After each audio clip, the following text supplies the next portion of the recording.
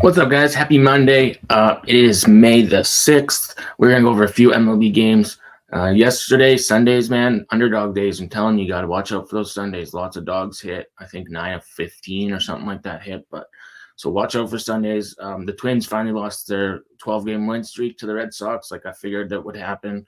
But yesterday doesn't matter. Let's get into today. We're going to look at a few games. I'll give you a parlay, a long shot parlay too, at the end of the video. So stay tuned for that. Don't forget to like this video and subscribe to the channel. Turn notifications on. Drop your MLB picks in the comments. All right, let's get into it. I don't want to waste you guys' time. Let's go. All right, first game we're going to look at is the Tigers-Guardians game. I'm skipping the early game with the Phillies. I mean, I kind of lean to the Phillies winning that one. It's pretty mismatched starting pitching matchup, but honestly, not my favorite price on that one. Don't really want to lay a run line with that home team in that situation. But I think the Phillies get that win and sweep the Giants. But anyways, we're going to go to this Tigers-Guardians game. Jack Flaherty going for the Tigers. Tristan McKenzie going for the Guardians. Two righties going here. Guardians 10-5 straight up record at home.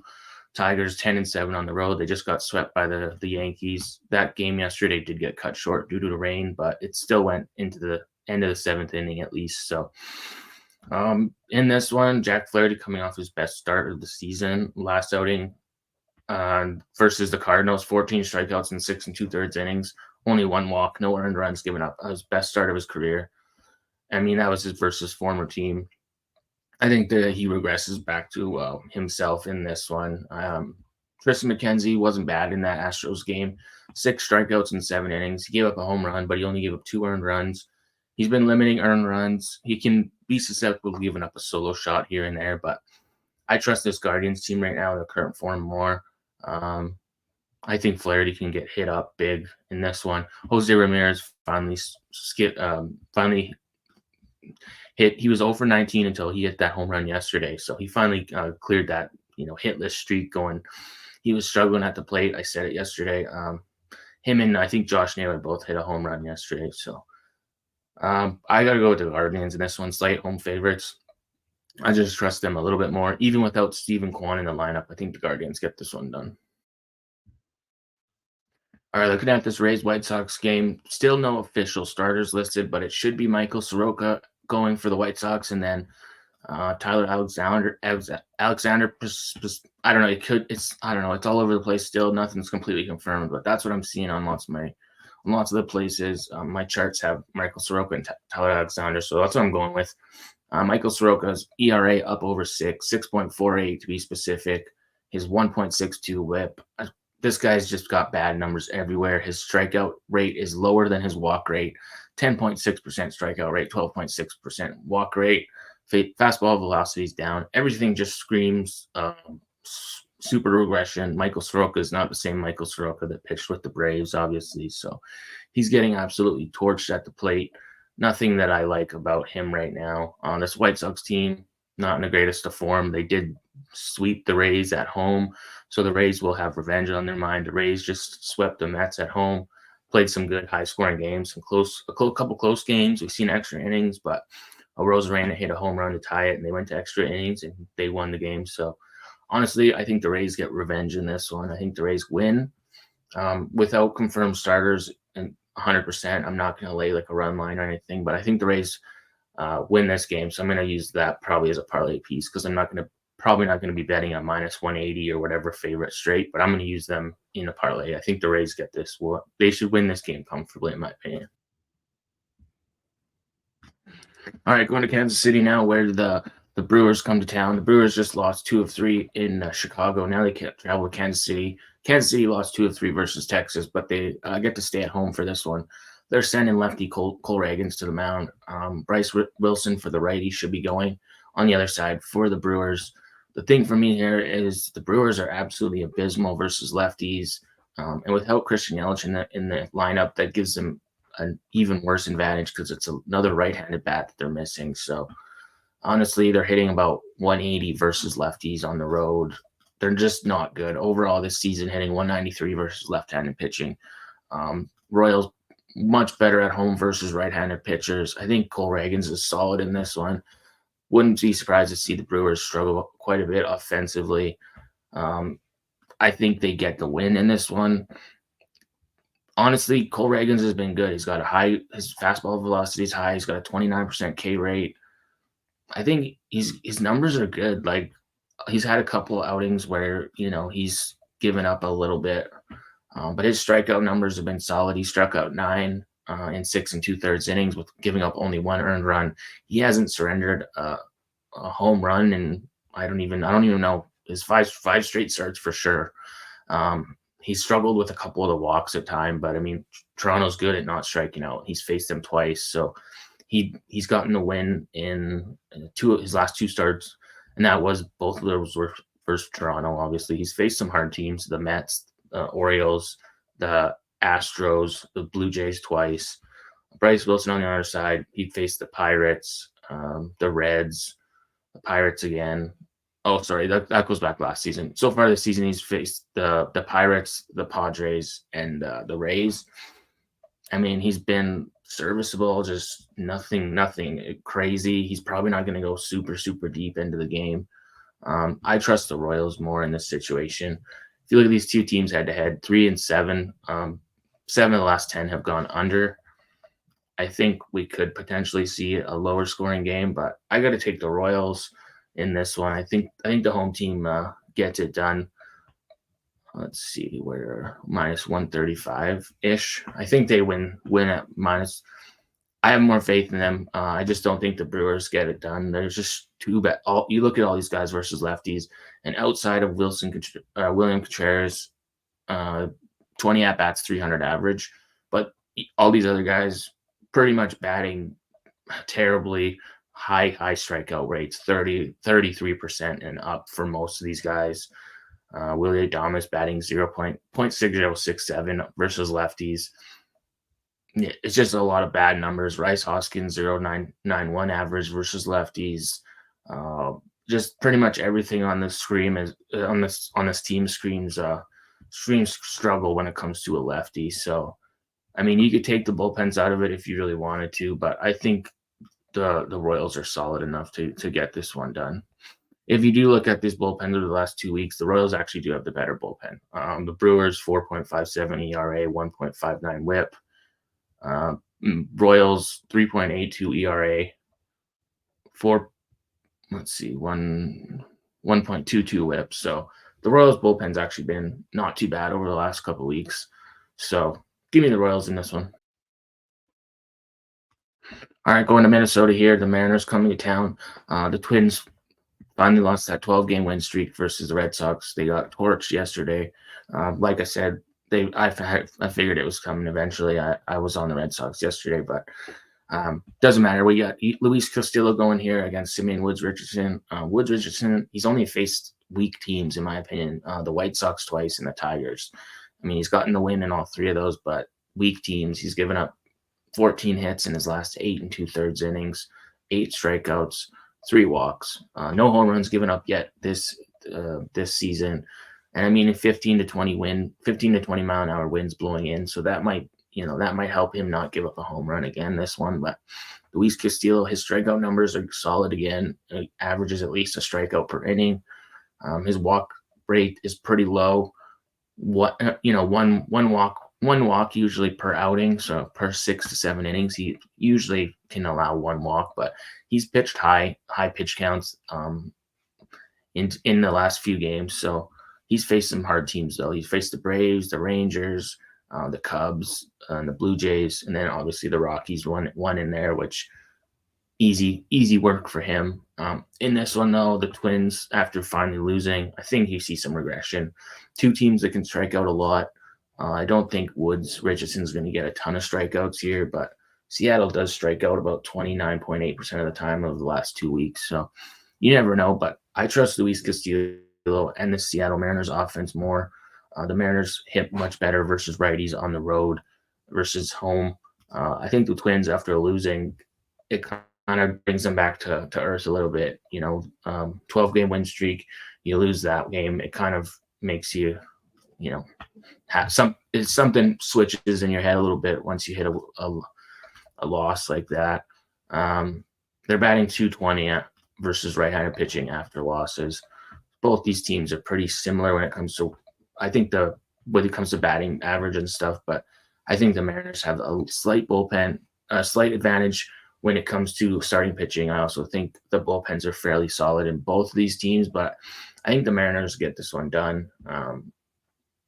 I just don't trust Woods Richardson enough to back the Twins here at home. I think we can see Mariners the slight favorites get this win here. I think they can open it up versus Woods Richardson. There's some guys. Cal Rowley's very dangerous for this Mariners team. He's got 8 home runs on the season. He's got 4 versus right-handed pitching. Jorge Polanco's got 5 home runs. He used to play for the Twins, so he knows this ballpark very well. Rojas, three home runs, batting 377 versus righties. Mitch Haniger, 4 home runs, batting 229. So I like a lot of these guys on this Mariners team. So I'm going to take the Mariners here. All right, going to Wrigley Field here. The wind is blowing in. It looks to be about 10 to 12 mile an hour wind blowing straight in here. You get 2 pitchers that are pretty solid in my opinion. Yu Darvish's strikeout numbers are down quite a bit though on the season. He's kind of so when it comes to his strikeouts. 3 strikeouts his last outing in 5 innings versus the Reds. So that's kind of concerning. The one before that, 2 strikeouts. It was versus the Dodgers, but this is a revenge game for the Cubs. They lost 2 of 3 in Petco Park in San Diego. The thing for me is I think the Padres are going to struggle quite a bit in Wrigley Field versus a lefty. They're hitting 192 versus left-handed pitchers this season. Cubs hitting 226 versus righties. Cubs didn't really have to use much of their bullpen yesterday because they pitched pretty. They were pretty solid when going late into that game, so they didn't have to really use a ton of their bullpen yesterday. So I think that gives them the advantage. Padres just got torched in Arizona yesterday, and then they got to fly to Chicago. I think this is a tough spot for them. 8 of the last 10 meetings have went under, other than the 2 meetings, 2 of the 3 meetings this season, but those are the most 2 recent overs. I think could be another low-scoring game for the Cubs, and I lean to the Cubs on the money line in this one. I think slight favorites at home. I've had my concerns with their bullpen, but I think the Cubs can get this one done. I don't like this Padres team versus lefties very much. And although Justin Steele might not go more than 4 or 5 innings, I think he does enough to keep them in it. And the Cubs offense can get to Yu Darvish. Yan Gomes has a home run in 5 at-bats. Versus right-handed pitching, there's lots of good guys on the Cubs team that can hit righties. Christopher Morel is torching right-handed pitching. Mike Tauchman, Michael Busch, Nico Horner, all good guys versus righties. Miguel Amaya even at the bottom. Patrick Wisdom coming in now that he's back from injury. So although I like the addition to Luis Arias on this Padres team, I got to take the home team in this one to get. All right, final game we're going to look at is the Dodgers and the Marlins. Dodgers at home here, sending out Walker Buehler for the first time. Walker Buehler hasn't pitched since 2022, I think, due to injury. He had surgery, I believe, on his elbow. I can't remember exactly the details. Anyway, the Dodgers are sending out Roddery Munoz. Honestly, this is a huge mismatch now. People will look at it and be like, "Oh, you're laying a run line with the Dodgers. You're laying odds with the team." Blah blah blah. I think Buehler had Tommy John surgery, but honestly, it would not shock me to see the Dodgers win this game 10-0. Their bullpen has been absolutely on fire over the last 2 weeks. Let's see, I'll give you a specific number, but Dodgers bullpen last 2 weeks, 39.1 innings pitched, 1.14 ERA, a WHIP below 1, allowing opponents to hit below 180. They're just absolutely torching. They just swept the Braves at home. Just were absolutely solid. The Marlins on the other side, ERA over 4 over the last 2 weeks. High walk rate, pretty lower, somewhat low strikeout rate in my opinion. So honestly, the Dodgers, I think they get a nice, easy win in this one. Some people might say, "Oh, this is too easy." You look at this one and you say, it's the Dodgers versus one of the best teams versus one of the worst teams. this should be an easy layup. I kind of think it is. I would love to see the lineups, make sure they're not sitting anybody, but even if they sit somebody, I mean, who are they going to sit? Mookie Betts, maybe?